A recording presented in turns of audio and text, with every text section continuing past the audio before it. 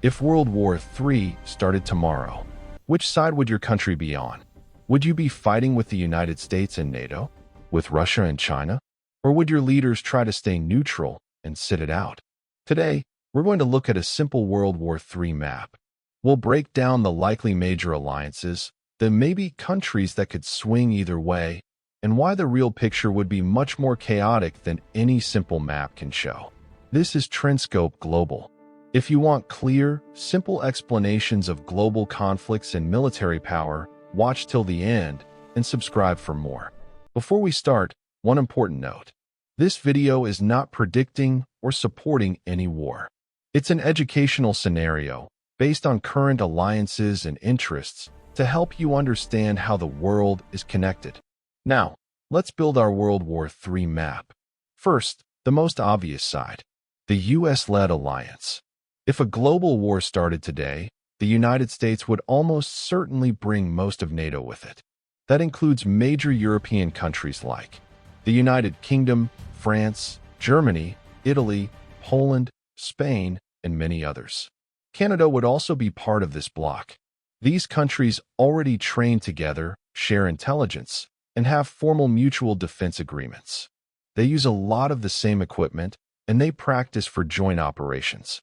Outside Europe, America also has powerful treaty allies in the Pacific: Japan, South Korea, Australia, and probably New Zealand.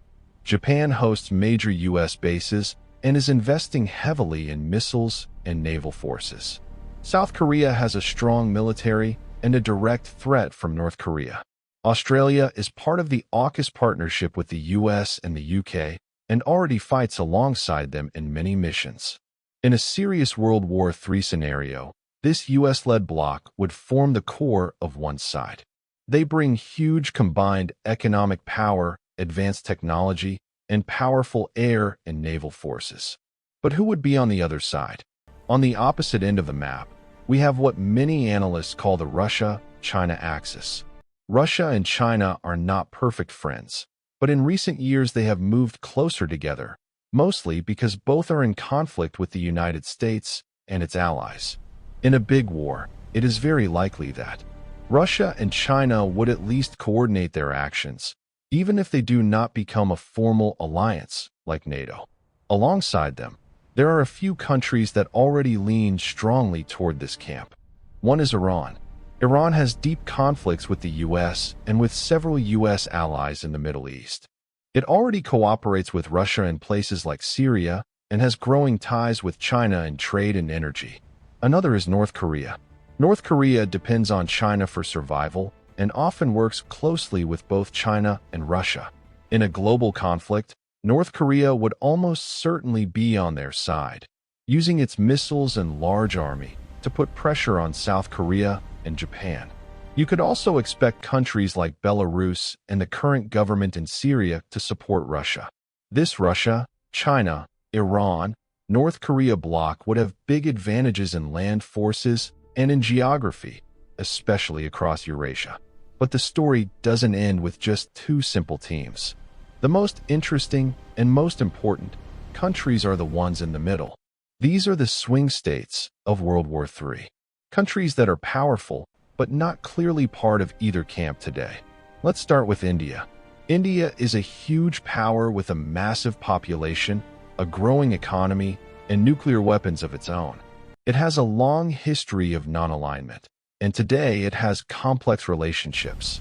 It buys weapons from Russia. It has border tensions with China. It is getting closer to the US through groups like the Quad, with Japan and Australia. In a World War III scenario, India might try very hard to stay neutral, at least at first. It might trade with both sides, avoid direct fighting, and focus on its own security. Which side India leans toward, or whether it can truly stay neutral, could be one of the biggest questions in any global conflict. Next, look at the Middle East. Here, it gets even more complicated. Countries like Saudi Arabia, the United Arab Emirates, and other Gulf states have long-standing ties with the US and Europe, especially in energy and arms sales.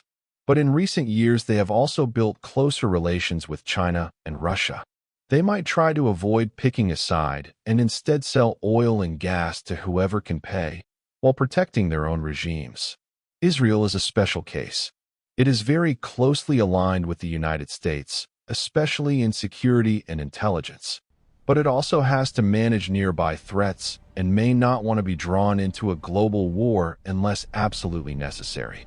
Then we have Turkey. Turkey is technically a NATO member, but has its own independent agenda. It buys weapons from Russia, fights its own wars in Syria, and wants to be a regional power. In World War III, Turkey might stay in NATO but act very carefully, trying to maximize its own influence rather than blindly following Washington. In other regions, Africa, Southeast Asia, Latin America, many countries would likely try to stay neutral. Places like Brazil, Indonesia, South Africa, Nigeria, and Mexico might avoid direct fighting if they can. Some might quietly lean toward one side or the other for trade or weapons, but would not want to become main battlefields. So if you look at our World War III map now, you see, on one side, a clear US-led bloc. The US, most of NATO, Japan, South Korea, Australia, and a few close partners. On the other side, a Russia, China-centered bloc. Russia, China, Iran, North Korea, Belarus, Syria, and perhaps a few more. In the middle, a large group of swing or neutral countries.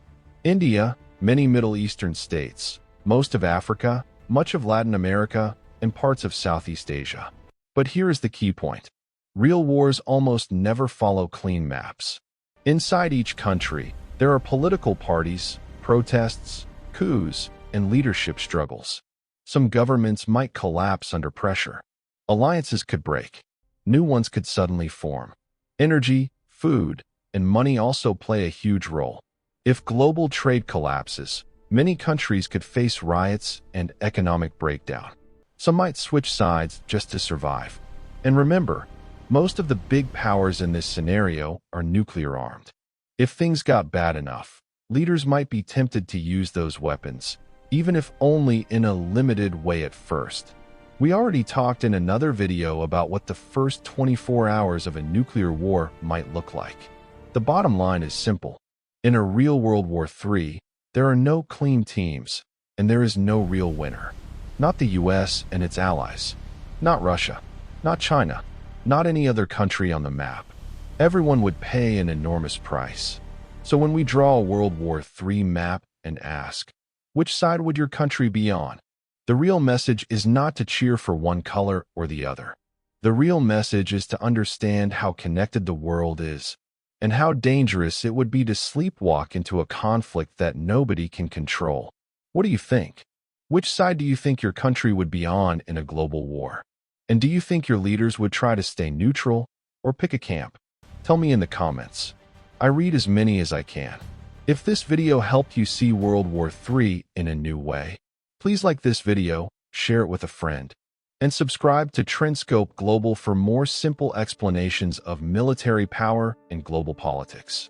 Turn on the notification bell so you don't miss our next deep dive. This is TrendScope Global. Stay informed. Stay aware. See you in the next video.